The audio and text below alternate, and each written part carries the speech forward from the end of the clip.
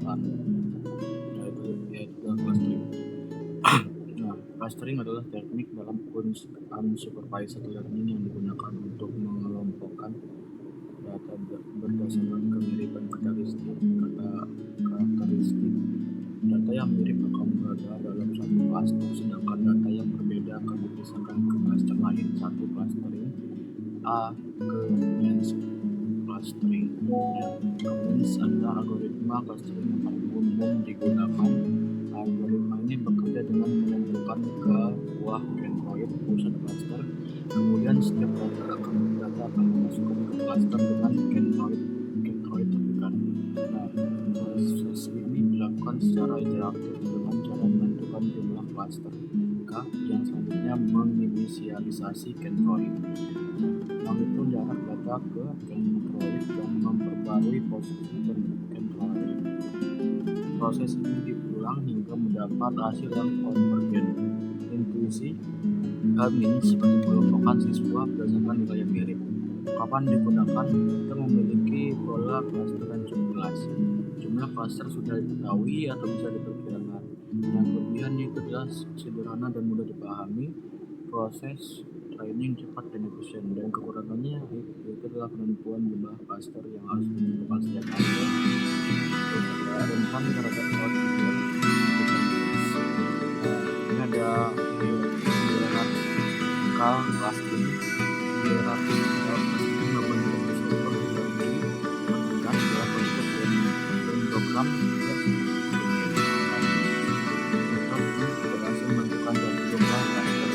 Terdapat dua indikator, itu A2 negatif bottom up, terus ada divide top down. Nah, ini adalah seperti membuat keluarga itu menjadi kelompok besar. Kelebihan utama itulah tidak perlu menentukan jumlah cluster di awal, bisa disesuaikan dengan dan drop down. Kekurangannya yaitu kompleksitas yang tinggi, yang sensitif terhadap outlier dan noise. Nah, DB scan adalah density based vertical clustering, mengelompokkan data berdasarkan kekuatan dan bisa menentukan jarak proses seperti ini. Konsep pentingnya adalah noise yang tidak masuk cluster. Nah, intuisinya adalah DB scan seperti mencari kerumunan orang dalam sebuah area. Kelebihannya yaitu bisa mendeteksi outlier otomatis, tidak perlu menentukan jumlah cluster. Kekurangannya yaitu adalah kebutuhan memori yang tinggi, sulitnya dalam menentukan parameter yang optimal. Ada Gaussian mixture model,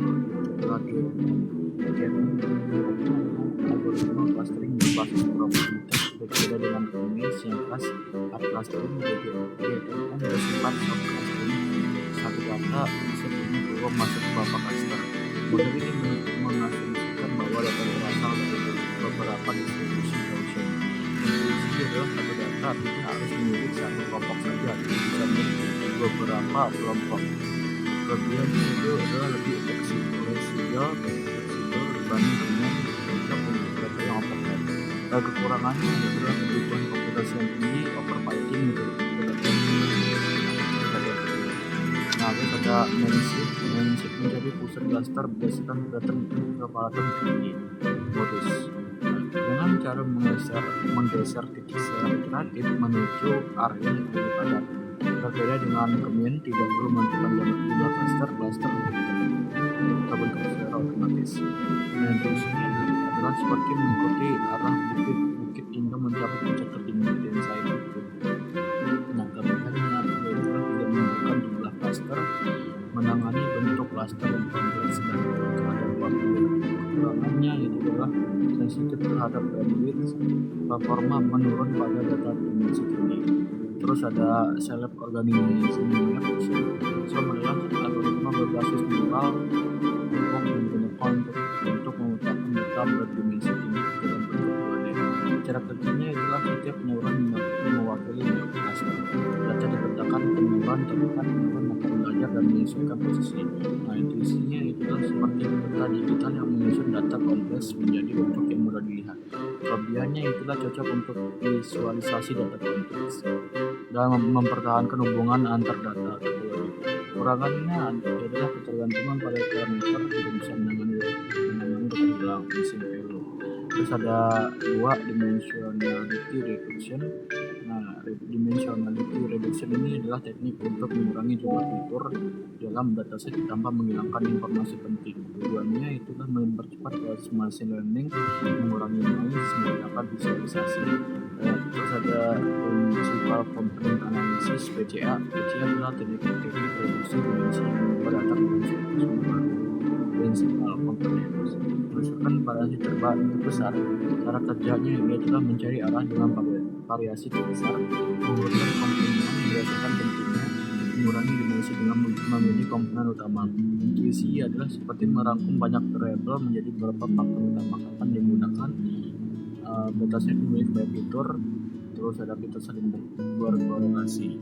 Nah, terus ada desain data distribution stochastic network embedding. Desain adalah teknik dimensionality reduction yang dirancang khusus untuk visualisasi data berdimensi tinggi dalam ruang 3D atau 2D atau 3D. Berbeda dengan PCA yang berfokus pada variasi global, desain lebih menekankan pada hubungan lokal antar data sehingga data yang mirip akan tetap berdekatan setelah direduksi.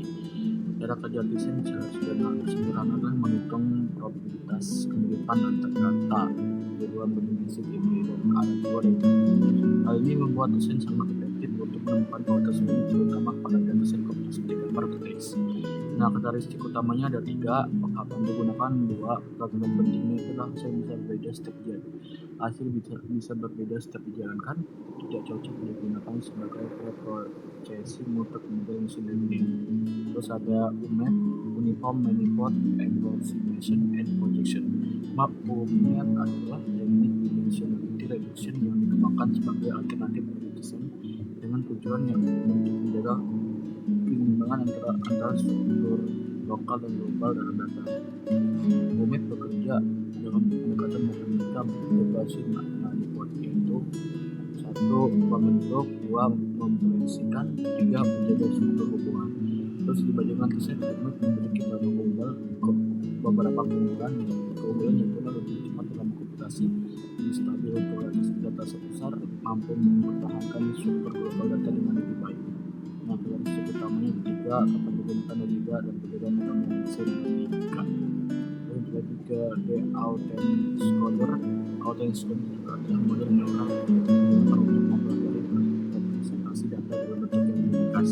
Model ini terdiri dari tiga bagian utama, yaitu encoder, latent space, dan decoder. Bagian utama autoencoder adalah meminimalkan perbedaan antara input dan output sehingga model belajar menyimpan informasi penting saja.